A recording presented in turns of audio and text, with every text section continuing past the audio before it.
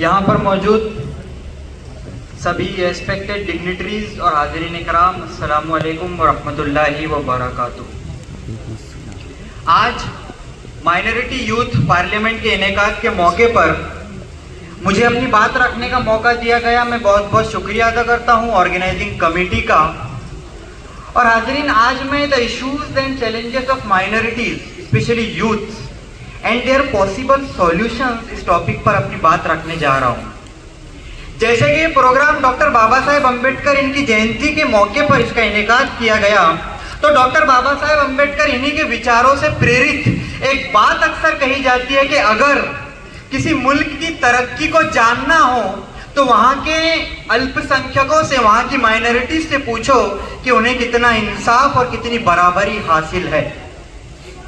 भारत एक ऐसी सरजमीन है जहाँ गंगा जमुनी तहजीब की मिसाल दी जाती है, जहाँ मंदिर की घंटी और मस्जिद की अजान एक ही फिजा में घुल जाती है। लेकिन हाज़रीन, सवाल ये है कि क्या ये फिजा सबके लिए एक सी महफूज है? अगर आज भी हम सच्चर कमेटी की रिपोर्ट को पढ़ें तो हमें ये महसूस होता है कि मुस्लिम तबका एजुकेशन, एम्प्लॉयमेंट, हेल्थ केयर और सियासी नुमाइंदगी, पॉलिटिकल रिप्रेजेंटेशन में बहुत पीछे है। मैं अपना पहला मुद्दा रखता हूं एजुकेशन से रिलेटेड। अभी कल ही की बात है, मैं IAS coach Sameer Siddiqui sir का एक वीडियो देख रहा था जिसके अंदर उन्होंने कहा कि हमारे कौम के बारे में क्रिटिसिज्म में कोई गूगल पर लिखता है कि एक पर्टिकुलर पीरियड में हमारी कौम ने 2 टन बिरयानी खाई है और सिर्फ 2 किताबें खरीदी है। यू आर अ कौम who eats 2 tons of biryani and buys only 2 books. और आगे वाली लाइन चुभने वाली है, and those 2 books are of the wrong subject. वो 2 किताबें हमने गलत सब्जेक्ट्स की खरीदी है। हमने किताबें पढ़ना बंद कर दिया, हमारे कम्युनिटी में आइडियाज का फ्लो बंद हो गया। इसके पीछे रीजन भी है। एशियन डेवलपमेंट बैंक कहता है कि मुसलमानों में अक्सरियत की एक दिन की आमदनी $2 से कम है। तो हम किस चीज पर खर्च करें ये तो तय ही नहीं किया जा सकता। $2, 170 रुपए। अब 170 रुपए में क्या इंसान बिरयानी खरीदेगा और क्या किताब खरीदेगा? So education remains a prominent concern when we discuss the issues of minorities. इसके बाद में अगला मुद्दा आप लोगों के सामने रखता हूं अनएम्प्लॉयमेंट से रिलेटेड, बेरोजगारी से रिलेटेड। हमें पता है एक बड़े पैमाने पर अनएम्प्लॉयमेंट, बेरोजगारी हमें देखने को मिलती है। देखिए, अनएम्प्लॉयमेंट के मेजरली 2 रीजंस होते हैं। Very firstly government failure. The government fails to The government fails to provide the employment opportunities to its citizens. As we can see in the present scenario, in the present situation of India, there are very less employment opportunities available.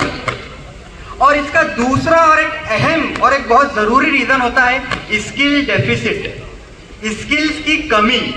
हाँ, schemes like प्रधानमंत्री कौशल विकास योजना, मनरेगा, दीनदयाल योजना, ये सारी योजनाएं होने के बावजूद भी स्किल डेफिसिट देखने को मिलता है। Our youths who are PhD holders, they are having the master's degree but they fails to get the job as per their qualification because of the skill deficit.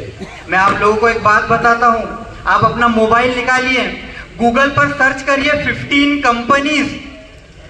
आपको आगे का लिखने की जरूरत नहीं, गूगल प्रॉम्प्ट करता है 15 companies that don't require a degree for job. उसके अंदर गूगल है, उसके अंदर एप्पल है, उसके अंदर टेस्ला जैसी कंपनीज है। ये कंपनीज अब आपको जॉब देते वक्त आपकी डिग्रियां नहीं देखती, तो फिर क्या देखती है? How well you express the things. आपकी क्रिटिकल थिंकिंग कैसी है, आपकी एनालिटिकल स्किल कैसी है, आपका प्रॉब्लम सॉल्विंग अप्रोच कैसा है, आपके अंदर लीडरशिप स्किल है या नहीं है। These are the skills which are being checked there. So skill development, कौशल विकास, ये एक बहुत जरूरी मुद्दा है हमारे नौजवानों के लिए। हाजरीन, जब मैं तालीम की बात कर रहा हूँ तो तालीम की इंफ्रास्ट्रक्चर की भी बात होनी चाहिए। और जब मैं माइनॉरिटीज के इश्यूज को एड्रेस कर रहा हूँ तो हमारे संवैधानिक अधिकारों की भी बात करना मैं जरूरी समझता हूँ। और इसी से रिलेटेड एक बिल हाल ही में लाया गया, वक्फ अमेंडमेंट बिल। जिस वक्फ अमेंडमेंट बिल को मुस्लिम महिलाओं को हक दिलाने वाला बताया गया, उसे पेश करने वाली पार्टी के पास ना तो लोकसभा में, ना राज्यसभा में, ना देश की किसी विधानसभा में एक भी मुस्लिम महिला सदस्य नहीं थी। और ये चीज इस देश की सरकार का अपने अल्पसंख्यकों के प्रति एक बहुत ही शेमफुल, एक बहुत ही गैर जिम्मेदाराना अमल साबित होता है। अगर उस एक्ट की बात की जाए तो धार्मिक स्वतंत्रता जो कि संविधान में दी गई है उसका उल्लंघन करता है। माइनॉरिटीज के रिलीजियस अफेयर्स में ये हस्तक्षेप करता है। Article 26, article 29 which are the fundamental right guaranteed by the Indian constitution, ये उसका भी वायलेशन करता है।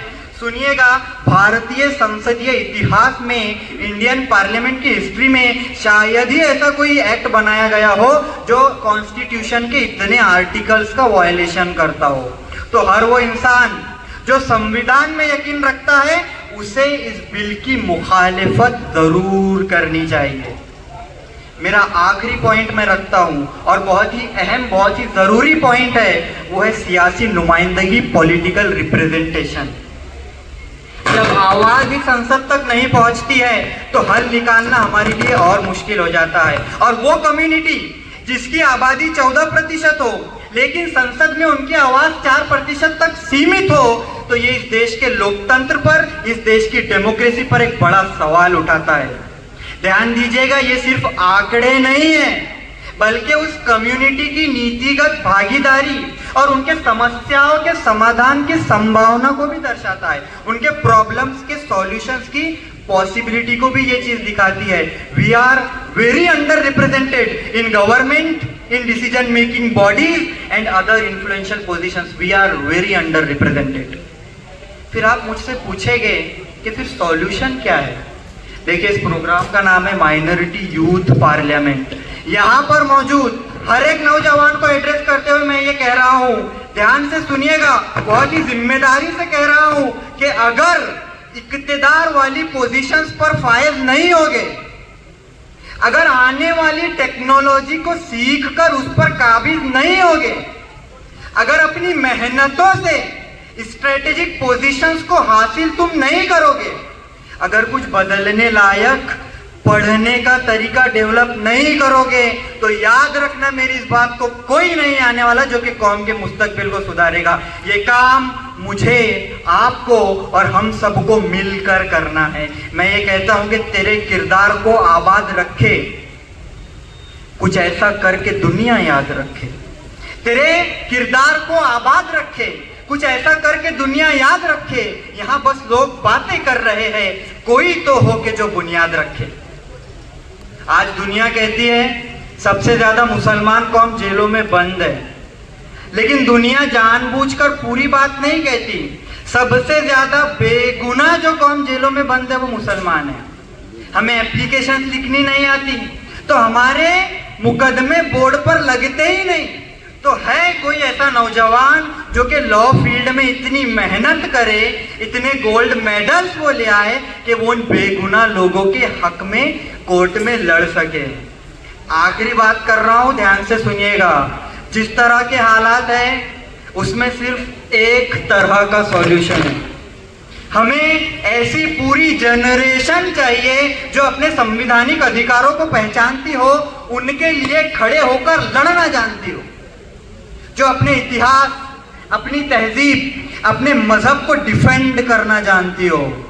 एक ऐसी नस्ल जो जब बोले तो आवाज नहीं, एक सोच निकलती हो, जिसकी वोकैबुलरी में, जिसके लफ्जों में इतना असर हो कि लोग रुके, उनको सुने और फिर सोचने पर मजबूर हो जाए, जिसकी कम्युनिकेशन, जिसकी लीडरशिप इतनी मुकम्मल हो कि लोग कहे कि हमें इसी नस्ल से अपना अगला रहनुमा चाहिए।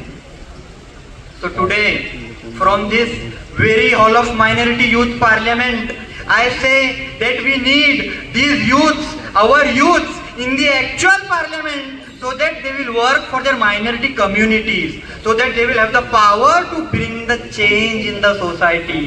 हमें इस तरह के लीडर्स, इस तरह के एंटरप्रेन्योर्स, इस तरह के चेंज मेकर्स चाहिए हमारे सोसाइटी के लिए। आखिरी में बस इतना ही कहूँगा कि उकाबी रूह जब बेदार होती है जवानों में, नजर आती है उनको अपनी मंजिल आसमानों में।